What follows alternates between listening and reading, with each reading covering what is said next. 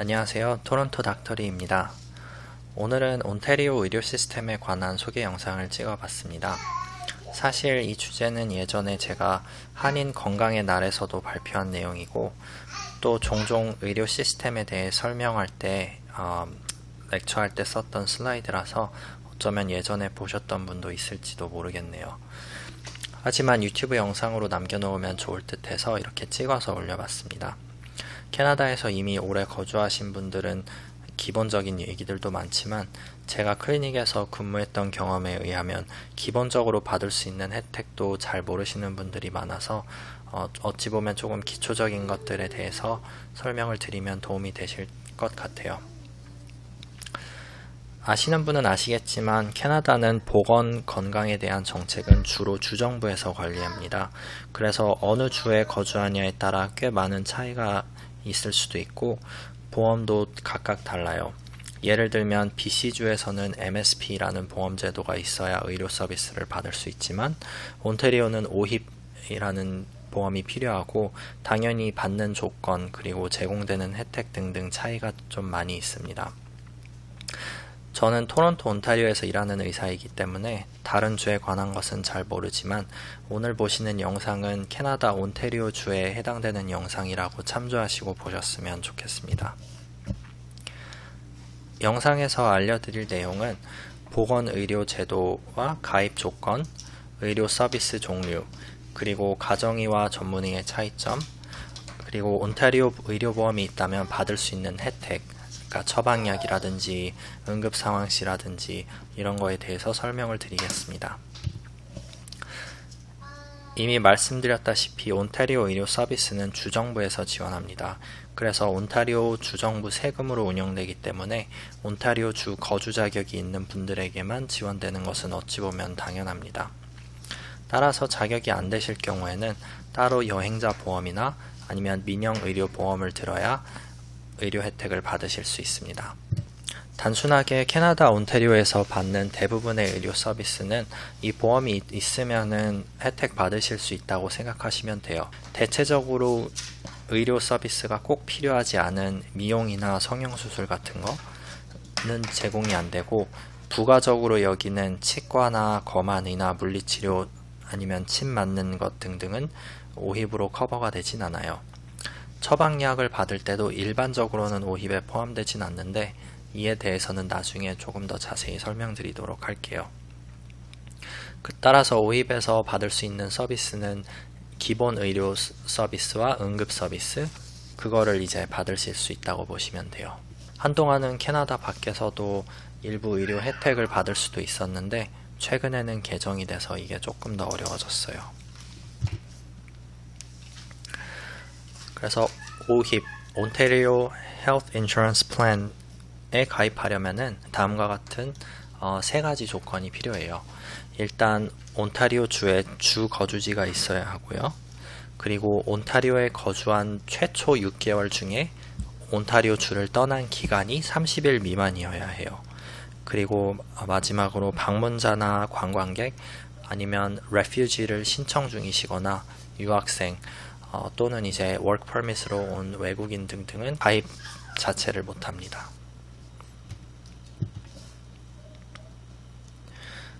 그래서 OHIP 카드를 받아서 이제 그게 온타리오 헬스 인슈런스 플랜을 받을 수 있다는 건데 이거를 받아서 의료보험 혜택을 받으실 자격이 되면 여러 종류의 혜택을 받으실 수 있어요. 여기 테이블에 정리가 되어 있는데요.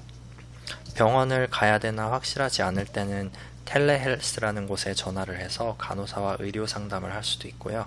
예를 들면 이번 코비드-19 사태 때문에 사람들이 많이 여기에 전화를 해서 내가 코로나 검사를 받아야 하나 이런 거에 대해서 물을 때 활용할 수도 있었고요.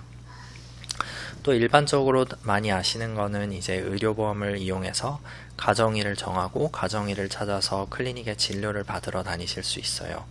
주로 비응급 상황의 약속을 잡고 찾아가는 게 일반적이고요. 대체로 만성질환이나 기본 체크업 등 의료 서비스가 필요한 모든 일의 시작점이라고 보시면 돼요. 토론토나 밴쿠버 같은 도시에는 흔하진 않지만 가정의가 없는 지역에 전문 간호사, 여기선 이제 nurse practitioner라고 하는데 이런 분들이 가정의 역할을 대신하는 경우도 있어요. 이게 그 전문 간호사 클리닉 또는 nurse practitioner 클리닉이라고 하고요. 이것 또한 오힙으로 커버가 돼요. 지역사회보건센터는 커뮤니티 헬스 센터라고 해가지고 특정 커뮤니티에 도움을 주기 위한 센터인데요. 예를 들면 난민이 많은 지역이면 그거에 맞춘 의료 서비스를 제공하고 아니면 어떤 지역에 이제 성소수자가 많다든지 그러면 그쪽에 대한 경험과 경력이 많은 의사, 간호사들이 진료를 도와주는 경우였지요. 워크인 클리닉은 말 그대로 아무 때나 약속 없이 방문할 수 있는 클리닉이고 여기서 일하시는 분들도 대부분 가정의 패밀리 닥터 분들이 일을 하세요.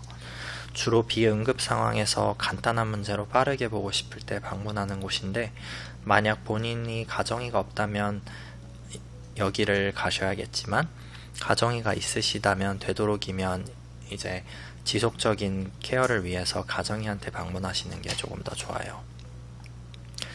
긴급의료센터와 응급실은 어찌 보면 비슷한데 응급실은 병원에 부속되어 있는 거라서 조금 더 많은 검사를 할 수 있고 더 심각하거나 긴급한 상황일 때 가는 곳이에요. 예를 들면 뇌졸중이나 심근경색이나 이런 게 있을 때 911을 부르면 가게 되는 곳이고요. 막 초분을 다투는 급한 응급 상황에만 방문하셔야 되는 곳이에요.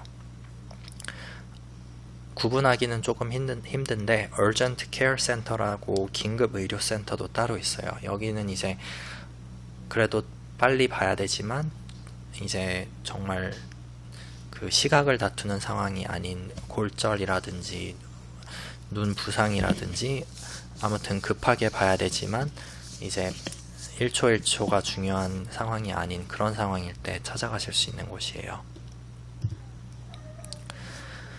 이걸 보시는 분들이 이제 가정의 또는 패밀리 닥터가 없으신 분들도 많이 있는데 캐나다에 계시면 가정의는 있는 것이 좋아요.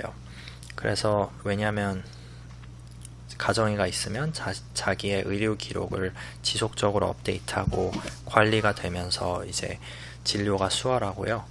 또 일정 가정의를 통해서 가면은 특정 의료 서류들을 작성하거나 기본 체크업 등등을 가정의를 통해서 해야 되기 때문인데요. 제가 일반적으로 가정의를 찾을 때 추천하는 방법은 여기 써있는 Healthcare Connect라는 서비스가 있어요. 여기 웹사이트를 들어가시면은 가정의를 등록할 수 있도록 도와주고요. 아니면 여기 전화를 하셔도 돼요. 개인적으로 저도 토론토에 와서 이 방법으로 제 가정의를 찾았어요. 약국에 가시면 의사 처방 없이 살 수 있는 약도 많은데 대부분의 약은 처방전이 있어야 구입이 가능해요. 의사와 약사는 연결돼 있지 않으므로 의사한테 먼저 진단을 받고 처방전을 받아서 가시는 약국은 본인이 선택한 편하신 곳으로 가면 돼요. 처방약을 받으실 때 이 약값은 주로 오힙에 포함되진 않아요. 그렇지만 이제 특정한 경우에 포함이 될 때가 있는데 25세 이하이거나 65세 이상이면은 웬만한 약들은 많이 포함이 되고요. 특정 약 종류에 따라 다르기도 하고 트릴리언 베네핏 같은 소득이 적으신 분들을 위해서 지원할 수 있는 프로그램도 있어요.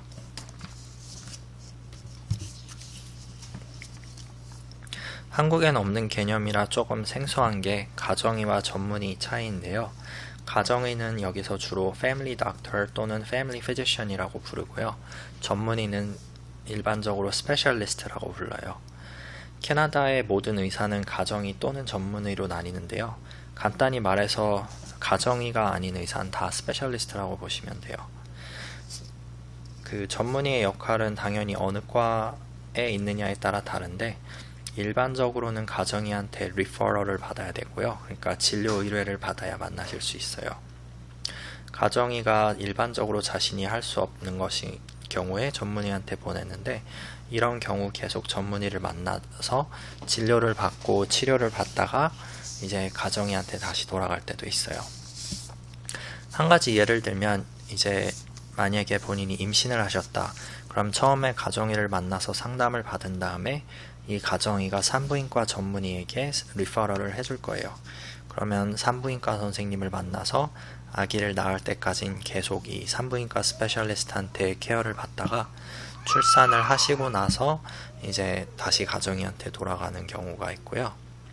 또 다른 예는 예를 들어 배가 아파서 가정의를 만났는데 가정의가 진료상 내시경이 필요하다고 하면은 소화기 내과 전문의한테 연결을 해줄 거예요. 그러면 이제 그 소화기 내과 스페셜리스트한테 진료를 받고 필요에 따라 내시경을 받고 문제가 해결되면 이제 다시 기록을 가정의한테 보내줘서 계속 관리를 받을 수 있게 해주는 그런 시스템으로 돼요. 그래서 가정인 주로 1차 진료자로서 건강에 문제가 생기면 제일 먼저 만나보셔야 하고 전반적인 모든 것을 넓게 진료하지만 자신의 분야가 아니거나 할 수 없는 거는 이제 스페셜리스트를 만나실 수 있도록 연결해주는 역할을 해요. 이제 당연히 의료 혜택으로 포함되는 게 응급 상황에 치료를 받는 건데요. 응급 상황이 발생했을 때는 말씀드렸다시피 응급실 또는 이머전시 룸을 가셔야 돼요.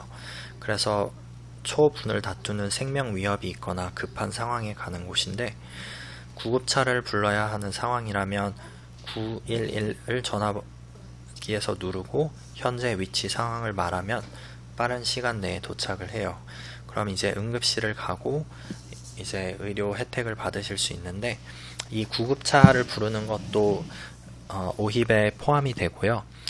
물론 소액은 빼고요. 다만 이거를 악용하는 걸 막기 위해서 응급 상황이 아닌데 부르시면은 더 많은 비용을 내셔야 돼요. 얼마 전에 궁금해서 현재 한인 의료진이 몇 분이 계신가 찾아봤는데요. 간단하게 이 CPSO 웹사이트라는 데서 한국어를 하실 수 있는 분으로 검색하면 이게 나와요. 이거는 제가 링크를 달아 놓을게요. 이걸 보니까 현재 117명의 의사분들이 한국어로 진료가 가능하다고 나왔고요. 이 중에 가정의 선생님은 48명이에요. 그러니까 그 뜻은 이제 전문의 분들은 69명이라는 얘기겠네요.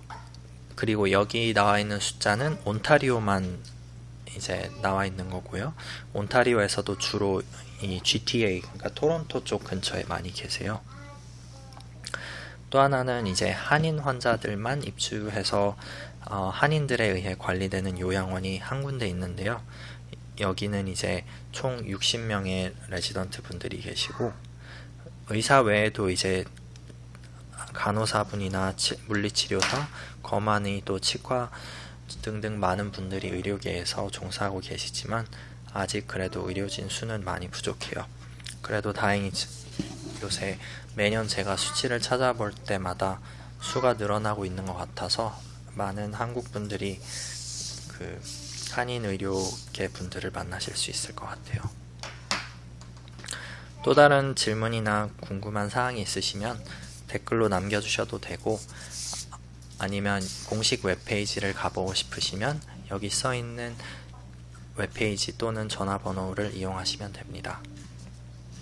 감사합니다.